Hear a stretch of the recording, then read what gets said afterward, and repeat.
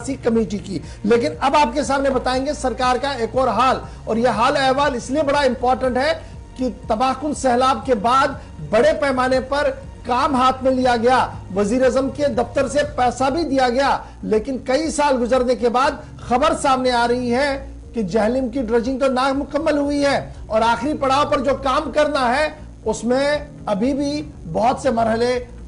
तय करना बाकी है। बिल्कुल, वादी कश्मीर में दरियाई जेहलम पर जो ड्रेजिंग का मंसूबा था वो इस वक्त खुद शायद इंतजामिया के लिए परेशानी का सबब बन रहा है, क्योंकि हुकूमत की जानिब से यानी मरकज की तरफ से जारी टेंडर्स पर काम नहीं हो सका है। मकामी सतह पर जो कमियां रही हैं उनको आज के वक्त में भी एक तवील मुद्दत से इस मंसूबे पर काम जारी है और शुमाली कश्मीर के बेशतर इलाकों में काम होना था, लेकिन मरकज की तरफ से पहले ही रकूमात वागुजार करने के बावजूद भी मौजूदा वक्त में भी सूरत हाल ये है कि दरियाई जेहलम पर जो ड्रेजिंग का काम हाथ में लिया गया था वो पहले के मुकाबले काम में जो मकामी शहरी भी जिस पर बार बार सवाल उठा रहे थे कि रफ्तार सुस्त हुई है, काम कम हुआ है और जो डेडलाइंस बार बार फिक्स कर दी जाती हैं वो क्रॉस ओवर होने के बावजूद भी काम पाए तकमील तक नहीं पहुंचा है। मरकज ने रकूमात वागुजार की, लेकिन काम क्यों नहीं हुआ, इसके पीछे तकनीकी बुनियादें भी कुछ बताई जा रही हैं, वजाहत जब की गई है, लेकिन मजीद इस पर क्या है।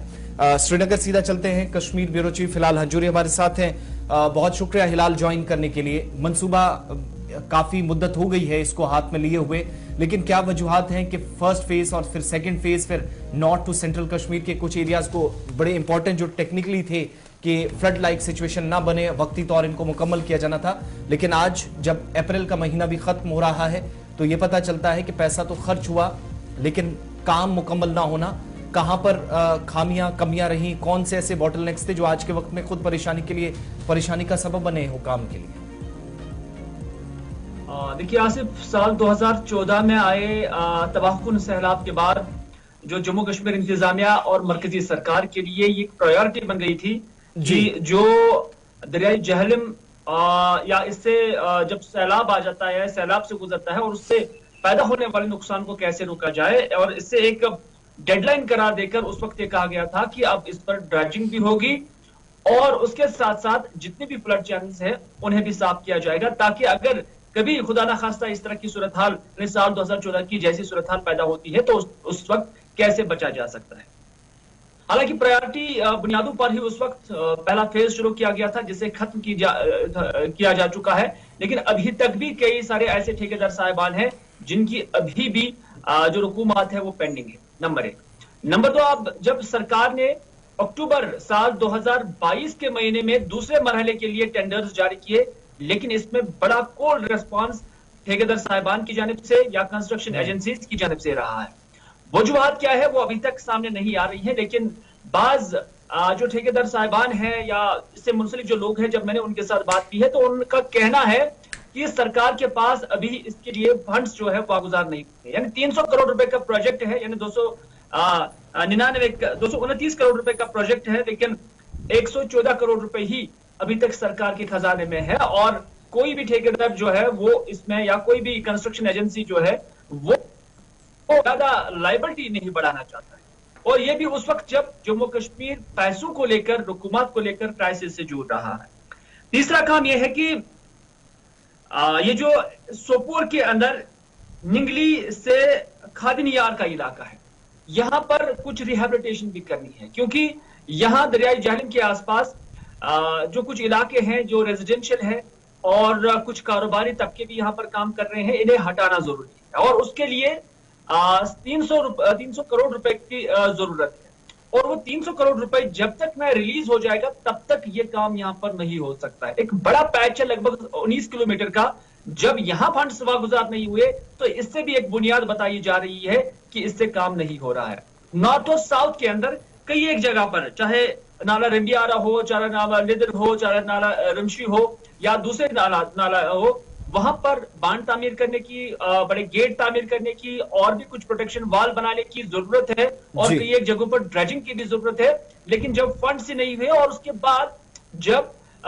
टेंडर्स ही फ्लोट होने के बाद एक्सेप्ट नहीं हुए या ठेकेदार साहिबान ने टेंडर्स नहीं बढ़े, नतीजा ये है कि अभी तक ये मामला पेंडिंग है और इस पर दोबारा काम शुरू, दूसरे फेज के अंदर काम शुरू नहीं हुआ है और अब ऐन मुमकिन है कि इस हफ्ते टेंडर्स फिर से जारी किए जाएंगे और उसके बाद देखना होगा कि रेस्पॉन्स इन टेंडर्स का किस तरह का रहेगा। अभी टेंडर्स जारी होना और बाकी बहुत सारा प्रोसेस मुकम्मल होना बाकी है, लेकिन जो मौजूदा सूरत हाल है, पिछले कुछ दिनों के दौरान भी हमने देखा खराब मौसम के बीच सतह आब में अचानक इजाफा होना, ऐसे में क्या नुकसान का भी खदशा है अगर वक्त पर यह मंसूबा मुकम्मल नहीं होता?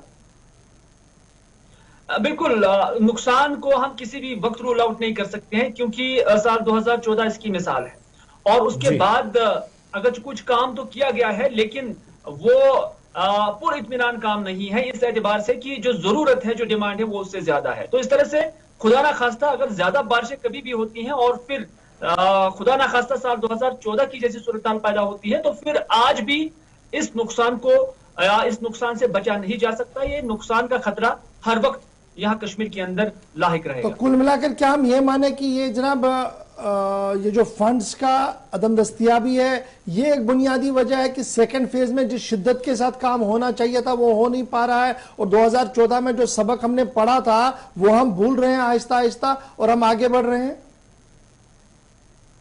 जैसा कि गौर मैंने पहले ही कहा कि कुछ ठेकेदार साहिबान, बड़े जो एक क्लास ठेकेदार साहिबान है, उनके साथ या कुछ एजेंसीज के साथ जो अभी सुबह पे ही मेरी बात की है, उनका ये कहना है कि सरकार के पास ऑलरेडी बहुत सारा पैसा ठेकेदार साहिबान का पेंडिंग है, वाजिबुल अदा है, वो वागुजार नहीं हो रहे हैं।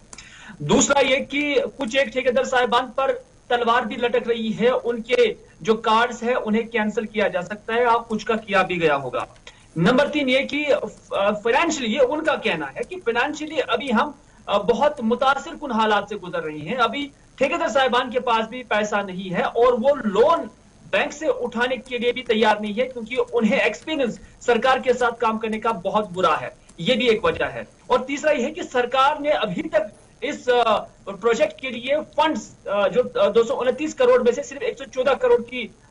जो है वो दस्तयाबी रखी है, तो वो डर और खौफ से इस काम को अभी नहीं ले रहे हैं। बहुत बहुत शुक्रिया जी हिलाल हमारे साथ ज्वाइन करने के लिए। मामला एकदम 2014 का है, जब जम्मू कश्मीर स्पेशली वादी कश्मीर के कई इलाकों और जम्मू के कई इलाकों के अंदर भयानक सैलाब आया था। उसके बाद वजीर आज़म साहब के जाती मुदाखलत से एक जामिया प्रोग्राम तरतीब दिया गया था, जिसमें जहलम की ड्रेजिंग और